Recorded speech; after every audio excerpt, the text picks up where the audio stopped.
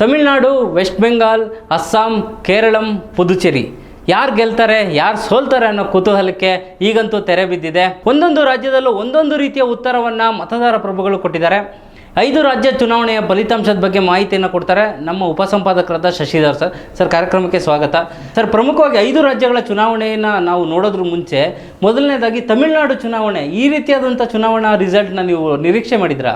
ಅಲ್ಲ, ಖಂಡಿತ ನಾನಷ್ಟೇ ಅಲ್ಲ, ಯಾವುದೇ ಸಮೀಕ್ಷಾ ಸಂಸ್ಥೆಗಳು ಕೂಡ ಈ ಥರದ ಇದನ್ನು ನಿರೀಕ್ಷೆ ಮಾಡಿರಲಿಲ್ಲ. ಒಂದು ಸಮೀಕ್ಷಾ ಸಂಸ್ಥೆ TVC ಅಂತ ನಾನು, ಅದು ಮಾತ್ರ ಇದು TVK ಬರುತ್ತೆ ಅನ್ನೋಂಥದ್ದನ್ನ ಹೇಳಿತ್ತು. ಆದರೆ ಉಳಿದಂಥ ಯಾವುದು ಕೂಡ 10ರಿಂದ 10ಕ್ಕಿಂತ ಜಾಸ್ತಿ ಸೀಟು ವಿಜಯ್ ಗೆಲ್ತಾರೆ ಅನ್ನೋಂಥದ್ದನ್ನೇ ಹೇಳಿರಲಿಲ್ಲ.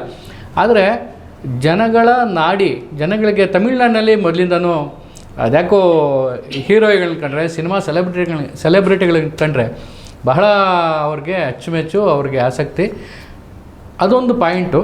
ಆದರೆ ಅದಕ್ಕಿಂತ ಮುಖ್ಯವಾಗಿ ಅಲ್ಲಿ ಪರ್ಯಾಯವಾಗಿ ಬಹಳ ದಶಕಗಳಿಂದನೇ, 3-4 ದಶಕದಿಂದನೇ ಒಂದು ADMK ಇಲ್ಲ ಅಂದರೆ DMK, ಈ ಎರಡೇ ಪಕ್ಷಗಳ ಮಧ್ಯದಲ್ಲಿ ಅಧಿಕಾರ ನಡೀತಾ ಇತ್ತು. ಜನಕ್ಕೂ ಪರ್ಯಾಯ ಬೇಕಾಗಿತ್ತು. ಒಂದು ADMK ಅಥವಾ DMK ಬಿಟ್ಟರೆ ಬೇರೆ ಇವೆರಡೂ ಚೆನ್ನಾಗಿಲ್ಲ ಅಂದಾಗ ಅದನ್ನಾದ್ರೂ ಒಂದು ಆರಿಸ್ಕೊಳ್ಬೇಕಲ್ಲ. ಬೇರೆ ಬೇರೆ ಸಣ್ಣ ಪುಟ್ಟ ಪಾರ್ಟಿಗಳಿತ್ತು. ಅಲ್ಲಿ BJP ಆ ಮಟ್ಟಕ್ಕೆ ಅದರ ಬೇಸು ಕಟ್ಕೊಂಡಿಲ್ಲ, ಇನ್ನೂ ಅದರದ್ದು ಆಗಿಲ್ಲ. ಹೀಗಾಗಿ ಈ ಸಮಯದಲ್ಲಿ ವಿಜಯ್ ಎಂಟ್ರಿ ಕೊಟ್ಟಿರುವಂತಹದ್ದು, ಕರೆಕ್ಟ್ ಸಮಯಕ್ಕೆ ವಿಜಯ್ ಎಂಟ್ರಿ ಕೊಟ್ಟಿರೋದು. ಹೀಗಾಗಿ ಅಲ್ಲಿ ತಮಿಳ್ನಾಡಿನಲ್ಲಿ ವಿಜಯ್ ಗೆದ್ದಿದ್ದಾರೆ. ತಮಿಳ್ನಾಡಿನಲ್ಲಿ ಇದರ ಮೂಲಕ ಏನು ಹೇಳ್ಬೋದು ಅಂತಂದರೆ, ಇನ್ನೊಂದು ಸ್ವಲ್ಪ ವಿಶ್ಲೇಷಣೆ ಮಾಡಿದರೆ ಏನು ಗೊತ್ತಾಗುತ್ತೆ ಅಂದರೆ, ತಮಿಳ್ನಾಡಿನ ಗ್ರಾಮಾಂತರ ಪ್ರದೇಶಗಳಲ್ಲಿ ಇನ್ನೂ ADMK ಸ್ವಲ್ಪ ತನ್ನ ಬಲನ ಉಳಿಸ್ಕೊಂಡಿದೆ. ಅಂದರೆ ಕಳೆದ ಚುನಾವಣೆಗೆ ಹೋಲಿಸಿದರೆ ಅದೇನು ಸ್ಥಾನಗಳನ್ನ ತೆಗೆದುಕೊಂಡಿತ್ತು ಆ ಸ್ಥಾನಗಳನ್ನ ಉಳಿಸ್ಕೊಂಡಿದೆ. ಆದರೆ ನಗರ ಪ್ರದೇಶಗಳಲ್ಲಿ ಅದು ಮತ್ತೆ ಬರಲಿಕ್ಕೆ ಅದಕ್ಕೆ ಸಾಧ್ಯ ಆಗಲಿಲ್ಲ. ಆದರೆ DMK ಮಾತ್ರ TVK ಏನು ವಿಜಯ್ ಯಾರ ಮತಗಳನ್ನು ಹೆಚ್ಚು ತಗೊಂಡಿದ್ದಾರೆ ಅಂದರೆ DMK ಸ್ಥಾನಗಳನ್ನ ಹೆಚ್ಚು ಕಸ್ಕೊಂಡಿದ್ದಾರೆ. ಹೀಗಾಗಿ ಮುಖ್ಯ ಹೊಡೆತ ಬಿದ್ದಿರೋದು DMKಗೆ. ಅಲ್ಲ, TVK ವಿಜಯ್ ಅವರು ಹೋರಾಟ ಇದ್ದಿದ್ದು DMK ವಿರುದ್ಧನೇ ಅಲ್ವಾ? DMK ವಿರುದ್ಧನೇ ಹೋರಾಟ ಮಾಡಿದ್ರು, ಸರಿಯಾದ ಸಮಯದಲ್ಲಿ ಚುನಾವಣೆಗೆ ಬಂದರು, ಯಾರು ನಿರೀಕ್ಷೆ ಮಾಡದಂಥ ಗೆಲುವನ್ನು ಸಾಧಿಸಿದ್ದಾರೆ. ಹೌದು, ಖಂಡಿತ. ಅದು ಇನ್ನೊಂದಿತ್ತು, ಇವುಗಳಲ್ಲಿ ಈ DMKಯಲ್ಲಿ ಪಕ್ಷ ಮೈತ್ರಿಕೂಟದೊಳಗೇ ಅವ್ರಿಗೆ ಅಸಮಾಧಾನ ಇತ್ತು. ಸೀಟ್ ಹಂಚಿಕೆಗೆ ಮೊದಲೇ ಕೆಲವೆಲ್ಲ ಬೆಳವಣಿಗೆಗಳಾಗಿತ್ತು.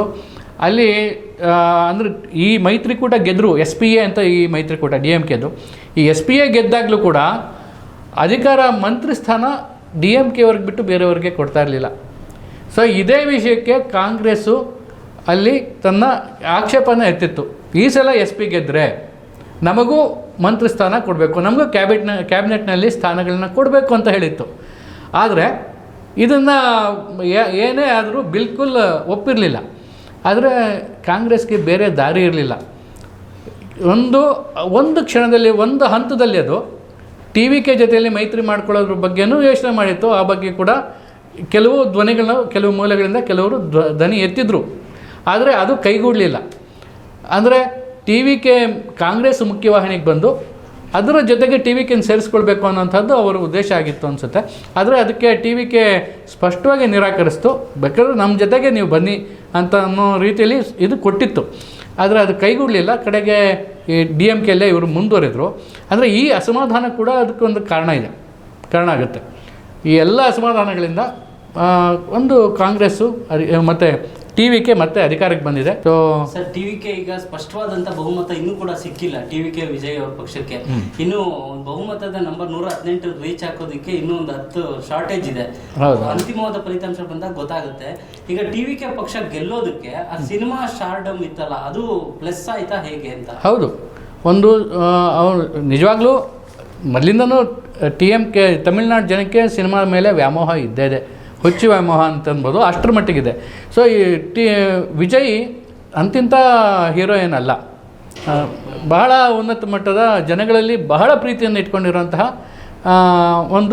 ಒಬ್ಬ ನಾಯಕ. ಸೊ ಹೀಗಾಗಿ ಆ ಸ್ಟಾರ್ಡಮ್ ಖಂಡಿತವಾಗ್ಲೂ ಅವ್ರಿಗೆ ಉಪಯೋಗ ಆಗಿದೆ. ಮತ್ತು ನಗರ ಪ್ರದೇಶಗಳಲ್ಲಿ ಮತ್ತು ಮುಖ್ಯವಾಗಿ ಯುವಕರು ಮತ್ತು ನಗರ ಪ್ರದೇಶದ ಜನರು ವಿಜಯ್ಗೆ ಮತ ಹಾಕಿದ್ದಾರೆ. TVK ಆ ಪ್ರದೇಶಗಳಲ್ಲಿ ಹೆಚ್ಚು ಗೆದ್ದು ಬಂದಿದೆ. ಸರ್, ವಿಜಯ್ ರ್ಯಾಲಿಗಳಲ್ಲಿ ಎಲ್ಲ ಹೋದಾಗ ನೀವು ವೋಟ್ ಮಾಡಿ, ಎಲ್ಲರೂ ಕೂಡ ಈ ಮತದಾನದಲ್ಲಿ ಭಾಗಿಯಾಗಿ ಅಂತ ಕರೆ ಕೊಡ್ತಾರೆ. ಹೌದು. ಆ ಯೂತ್ಸ್ಗೆ ಕೊಟ್ಟಂತ ಕರೆ ಇತ್ತಲ್ಲ, ಅದು ವರ್ಕೌಟ್ ಆಗಿ ಈ ಸಲ ನಂಬರ್ ಆಫ್ ಪರ್ಸೆಂಟೇಜ್ ಕೂಡ ಜಾಸ್ತಿ ಆಗಿ TVK ಪಕ್ಷಕ್ಕೆ ಹೆಲ್ಪ್ ಆಗಿದೆ. ಯೂತ್ ನೀವು ಹೇಳ್ದಂಗೆ ಯುವ ಮತದಾರರೇ ಜಾಸ್ತಿ ಕೈ ಹಿಡಿದಿರೋದು. ಹೌದು, ಖಂಡಿತವಾಗಿ ಯುವ ಮತದಾರರು, ಮಹಿಳೆಯರು. ಎರಡನೇದು TVKಗೆ ಹೆಚ್ಚಿನ ಮತ ಹಾಕಿರುವಂಥದ್ದು ಮಹಿಳೆಯರು ಮತ್ತು ಯುವ ಮತದಾರರು ಇಬ್ಬರೂ ಕೊಟ್ಟಂಥ ಗ್ಯಾರಂಟಿಗಳು ಕೂಡ ಅವ್ರಿಗೆ ಏನು ಪದವೀಧರ ನಿರುದ್ಯೋಗಿಗಳಿಗೆ 4,000 ರೂಪಾಯಿ ಕೊಡ್ತೀನಿ ಅಂತ ಗ್ಯಾರಂಟಿ ಕೊಟ್ಟಿದ್ದು, ಮತ್ತು ಮಹಿಳೆಯರಿಗೆ ಕೊಡ್ತೀನಿ ಅಂತ ಹೇಳಿದ್ದು, ಇವೆಲ್ಲ ಕೂಡ TVK ಕೈ ಹಿಡಿದಿದೆ. ಆಮೇಲೆ ಅವರ ರ್ಯಾಲಿಗಳಲ್ಲಿ ಸೇರ್ತಾ ಇದ್ದಂತಹ ಜನ, ಕರೂರಿನಲ್ಲಿ ನಡೆದಂತಹ ರ್ಯಾಲಿಯಲ್ಲಿ 26 ಜನ ಸತ್ತರು, ಅಷ್ಟರ ಮಟ್ಟಿಗೆ ಜನ ತುಂಬ ಹೋಗಿದ್ರು. ಆಮೇಲೆ ಈ TVK ಗಮನಿಸಬೇಕಾಗಿರೋಂಥ ಒಂದು ಅಂಶ ಅಂದರೆ, ವಿಜಯ್ ಎಲ್ಲ ಪತ್ರಿಕೆಗಳಿಗೆ ಸಂದರ್ಶನ ಕೊಡಲಿಲ್ಲ. ವಿಜಯ್ ಒಂದು ದೊಡ್ಡ ಟೀಮನ್ನೇ ಕಟ್ಕೊಂಡಿದ್ರು. ಅದು ಸೋಷಿಯಲ್ ಮೀಡಿಯಾ ಮೂಲಕ ತನ್ನ ವ್ಯಾಪಕ ಪ್ರಚಾರನ ಮಾಡ್ತು. ಸೊ ಅದು ಕೂಡ ಇಲ್ಲಿ ಈಗ ಅವ್ರಿಗೆ ಒಂದು ಪ್ಲಸ್ ಪಾಯಿಂಟ್ ಆಯಿತು. ಪತ್ರಿಕೆಗಳನ್ನ ನೆಚ್ಕೊಳ್ಳಿಲ್ಲ, ಸೋಷಿಯಲ್ ಮೀಡಿಯಾಗಳ ಮೂಲಕ ಅಲ್ಲಲ್ಲಿ ಸಣ್ಣ ಗುಂಪುಗಳು ಭಾರಿ ಪ್ರಮಾಣದಲ್ಲಿ ಕಟ್ಕೊಂಡು ಅದು ಗೆಲುವಿಗೆ ಸಾಧ್ಯ ಆಗಿದೆ. TVK ಪಕ್ಷದ ಈ ಮಟ್ಟದ ನಿರೀಕ್ಷೆ ಯಾರು ಕೂಡ ಮಾಡ್ಲಿಕ್ಕೆ ಸಾಧ್ಯ ಇಲ್ಲ. DMK ಆಗಲಿ, AIADMK ಆಗಿರ್ಲಿ, BJP ಅವರು ಕೂಡ ನಿರೀಕ್ಷೆ ಮಾಡಿಲ್ಲ. ಯಾಕೆಂದ್ರೆ ತಮಿಳುನಾಡು ರಾಜಕೀಯದಲ್ಲಿ ಎಲ್ಲಾ ಸೂಪರ್ ಸ್ಟಾರ್ಗಳು ಏನು ಸಕ್ಸಸ್ ಆಗಿಲ್ಲ. ರಜನಿಕಾಂತ್ ಸಕ್ಸಸ್ ಆಗಿಲ್ಲ, ಕಮಲ್ ಹಾಸನ್ ಸಕ್ಸಸ್ ಆಗಿಲ್ಲ. ಅದು ಇಬ್ಬರೇ ಸಕ್ಸಸ್ ಆಗಿರೋ ಸೂಪರ್ ಸ್ಟಾರ್ಗಳು ಯಾರಂದ್ರೆ MGR ಮತ್ತೆ ಜಯಲಲಿತಾ. ಅದಾದ್ಮೇಲೆ ಈಗ ವಿಜಯ್ ಬರ್ತಿದ್ದಾರೆ. ಹೌದು. ಅಲ್ಲ, ಇಬ್ಬರೇ ಸಕ್ಸಸ್ ಆಗಿರೋದು ಅನ್ನೋದು ನಿಜ ಆದ್ರೂ ಈ ಮಟ್ಟದ ಸ್ಟಾರ್ಡಮ್ ಇರುವಂತಹವ್ರು ಇಬ್ಬರೇ ಬಂದರು. ಬೇರೆಯವ್ರು ಬಂದರು. ವಿಜಯಕಾಂತ್ ಬೇರೆಯವರು ಸಾಕಷ್ಟು ಜನ ಬಂದರು. ಈವನ್ ಕಮಲ್ ಹಾಸನ್ ಕೂಡ ಬಂದರು. ಕಮಲ್ ಹಾಸನ್ ಕೂಡ ಈ ಪ್ರಮಾಣದ ಹುಚ್ಚು ಪ್ರೀತಿ ಅಂತಾರಲ್ಲ, ಅಷ್ಟರ ಮಟ್ಟಿಗೆ ಇಲ್ಲ. ಕಮಲ್ ಹಾಸನ್ ಅತ್ಯುತ್ತಮ ನಟ, ದೇಶ ಕಂಡಿರೋ ಅತ್ಯುತ್ತಮ ನಟರ ಪೈಕಿ ಒಬ್ಬರು ಅನ್ನೋಂಥದ್ದು ಎರಡು ಮಾತಿಲ್ಲ. ಆದರೆ ಅವ್ರಿಗೆ ಪ್ರಾಣನೇ ಕೊಡುವಷ್ಟು ಹುಚ್ಚು ಇಟ್ಕೊಂಡಿರೋಂಥವ್ರು ಕಡಿಮೆ ಜನಕ್ಕೆ, ಕಡಿಮೆ ಸ್ಟಾರ್ಗಳಿಗೆ ಸಿಗ್ತಾರೆ ಅಂಥವ್ರು. ರಜನಿಕಾಂತ್ಗೆ ಸಿಗ್ತಾರೆ. ಆದರೆ ರಜನಿಕಾಂತ್ ಯಾವುದೋ ಒಂದು ಹಂತದಲ್ಲಿ ರಜನಿಕಾಂತ್ ಪ್ರವೇಶ ಪಡೆದಿದ್ದರೆ ಏನಾಗ್ತೈತೆ ಇಲ್ವೋ ಗೊತ್ತಿಲ್ಲ ನಮಗೆ. ಆದರೆ ಅವ್ರು ಮಾಡಬೇಕು ಅಂತ ಬಂದರೂ, ಏನೋ ಆಸೆ ತೋರಿಸಿದ್ರು, ಆದರೆ ಯಾವುದೋ ಒಂದು ಹಂತಕ್ಕೆ, ಯಾವುದೋ ಕಾರಣಕ್ಕೆ ಆರೋಗ್ಯದ ನೆಪ ಹೇಳಿದರು. ಆರೋಗ್ಯದ ನೆಪದಿಂದ ಅವರು ಹಿಂದಕ್ಕೆ ಸೇರಿಕೊಂಡ್ರು. ಅದು ಬಿಟ್ಟರೆ ಬಂದಿದ್ದು ವಿಜಯ್. ಸೊ ಈ ಮಟ್ಟದ ಸ್ಟಾರ್ಡಮ್ ಇರುವಂತಹ ವ್ಯಕ್ತಿಗಳು ಬಂದಿದ್ದಿಬ್ಬರೇ ಅವರಿಬ್ಬರು ಗೆದ್ದಿದ್ದಾರೆ ಅನ್ನುವಂಥದ್ದು ನಾನು ಹೇಳಲಿಕ್ಕೆ ಹೊರಟು. ಈಗ TVK ವಿಜಯ್ ಈಗ ಕಿಂಗ್ ಮೇಕರ್ ಅಂತೂ ಆಗುತ್ತೆ. ಅತಂತ್ರ ಸ್ಥಿತಿ ಇನ್ನು ಬಹುಮತ ಫುಲ್ ಬಂದಿರೋದ್ರಿಂದ ಒಂದಷ್ಟು ಪೊಲಿಟಿಕಲ್ ಡ್ರಾಮಾಗಳು ಇನ್ನೂ ತಮಿಳುನಾಡು ಬಾಕಿ ಇದೆ. ಡ್ರಾಮಾ ಆಗುತ್ತೆ. ಇದೇನು ಬಹಳ ಸ್ಥಾನಗಳ ವ್ಯತ್ಯಾಸ ಏನಿಲ್ಲ. ಡ್ರೈವರ್ ಪೊಸಿಷನ್ ಅಲ್ಲಿ TVK ಇದ್ದೇ ಇದೆ. ನೇರವಾಗಿ ಪ್ರಶ್ನೆ DMK ಅವರಂತೂ ಸಪೋರ್ಟ್ ಮಾಡೋದು ಡೌಟ್ TVKಗೆ. ಇನ್ನು AIADMK ಮತ್ತೆ BJP ಅವರು ಇದಾರಲ್ಲ, ಅವ್ರು ಸಪೋರ್ಟ್ ಮಾಡೋ ಸಾಧ್ಯತೆ ಇದೆಯಾ? ಬರೀ AIADMK BJP ಮಾತ್ರ ಅಲ್ಲ, ಅಲ್ಲಿ DMK ಅಂತ ಒಂದೇ ಪಾರ್ಟಿ ಇಲ್ಲ. DMK ಬಳಗ, ಅದು SPA, ಅದರಲ್ಲಿ ಸಣ್ಣ ಪಾರ್ಟಿಗಳಿವೆ. ಸೊ ಈ AIADMK ಮೈತ್ರಿ ಆಗಲಿ, ಅದು NDA ಮೈತ್ರಿಕೂಟ ಆಗಲಿ, ಅಥವಾ SPA ಮೈತ್ರಿಕೂಟ ಆಗಲಿ, ಈಗ ಅವು ಒಡೆದೋಗುವಂಥ ಎಲ್ಲ ಸಾಧ್ಯತೆ ಇದೆ. ಅಂದರೆ ಬೇಕಾಗಿರೋದು 10 ಸ್ಥಾನ ಆಗಿರೋದ್ರಿಂದ 10ಕ್ಕಿಂತ ಜಾಸ್ತಿ ಬೇಕಾಗಿಲ್ಲ. ಇನ್ನೂ ಕೆಲವು ಫಲಿತಾಂಶ ಬಂದಮೇಲೆ ಅದು ನಿಖರವಾಗಿ ಇನ್ನೂ ಅಷ್ಟು ಬೇಕಾಗಲ್ಲ. ನನಗನ್ಸಿದ ಮಟ್ಟಿಗೆ ಕೆಲವು ಇದ್ರ ಪ್ರಕಾರ 114ರವರೆಗೆ ಇವ್ರು ಗೆದ್ದಿದ್ದಾರೆ. ಅಂದರೆ 4 ಅಥವಾ 5 ಸ್ಥಾನ ಕಡಿಮೆ ಬೀಳ್ಬೋದು ಅಷ್ಟೇ. ಅಷ್ಟೇನಾದರೂ ಆಗಿಬಿಟ್ರೆ ಸಹಜವಾಗಿಯೇ ಬೇರೆಯವ್ರನ್ನ ಎಳ್ಕೊಳ್ಳೋದು ಅಷ್ಟು ಕಷ್ಟ ಆಗಲಿಕ್ಕಿಲ್ಲ ಅಂತ ನಾನು. BJP ಅಂಥ ಸ್ಥಾನಗಳೇನು ಗೆದ್ದಿರಲಿಕ್ಕಿಲ್ಲ. BJPದು ತುಂಬ ಕಡಿಮೆ ಇರುತ್ತೆ AIADMK ಮೈತ್ರಿಕೂಟದಲ್ಲಿ. ಆದರೆ ಬೇರೆ ಸಣ್ಣ ಪಕ್ಷಗಳಿವೆ. ಆ ಪಕ್ಷಗಳನ್ನ ಎಳ್ಕೊಳ್ಳೋಕ್ಕೆ ಎಲ್ಲ ಸಾಧ್ಯತೆಗಳು ಇದೆ. ಏನು ಕಷ್ಟ ಏನು ಆಗಲಿಕ್ಕಿಲ್ಲ ಅಂತ ನಾನು. ಸರ್, ಈಗ ಎಲೆಕ್ಷನ್ ರಿಸಲ್ಟ್ಗೆ ಮುಂಚೆ TVK ವಿಜಯ್ ಅವರು ಒಂದು ಮೀಟಿಂಗ್ ಮಾಡಿ ನಮ್ಮ ಅಭ್ಯರ್ಥಿಗಳು ಯಾರಿದ್ದಾರೆ ಯಾರು ಬೇರೆ ಆಮಿಷಕ್ಕೆ ಒಳಗಾಗ್ಬಿಡಿ ಅಂತ ಹೇಳಿದ್ರು. ಇವಾಗ ರಿಸಲ್ಟ್ ಬಂದು ಉಲ್ಟಾ ಆಯ್ತು ನೋಡಿ. DMK AIADMK ಗೆದ್ದಿರೋ ಶಾಸಕರಿಗೆ ಅವ್ರನ್ನ ಭದ್ರವಾಗಿ ಇಟ್ಕೊಳ್ಳೋದು ದೊಡ್ಡ ಕಷ್ಟ ಆಗ್ತಿದೆ. ಹೌದು. ಅದು DMK ಅಂದರೆ TVKನೇ ಇಷ್ಟು ಅಂದಾಜು ಮಾಡಿರ್ತಾ ಇಲ್ವೋ ಅಂತ. TVKಗೆ ಕೂಡ ಎಲ್ಲ ಪಕ್ಷಗಳದ್ದು ಅವ್ರದ್ದೊಂದು ಆಂತರಿಕ ಸಮೀಕ್ಷೆ ಅಂತ ಮಾಡ್ಕೊಳ್ತಾರೆ ಅವರು. ಇದು ಚುನಾವಣೆಗಿಂತ ಮೊದಲು, ಚುನಾವಣೆ ನಡೀತಾ ಇರೋವಾಗ, ಚುನಾವಣೆ ಮುಗಿದ ನಂತರ ಎಲ್ಲ ಹಂತಗಳಲ್ಲೂ ಕೂಡ ಅವರೊಂದು ಆಂತರಿಕ ಸಮೀಕ್ಷೆಗಳನ್ನು ಮಾಡ್ತಾರೆ.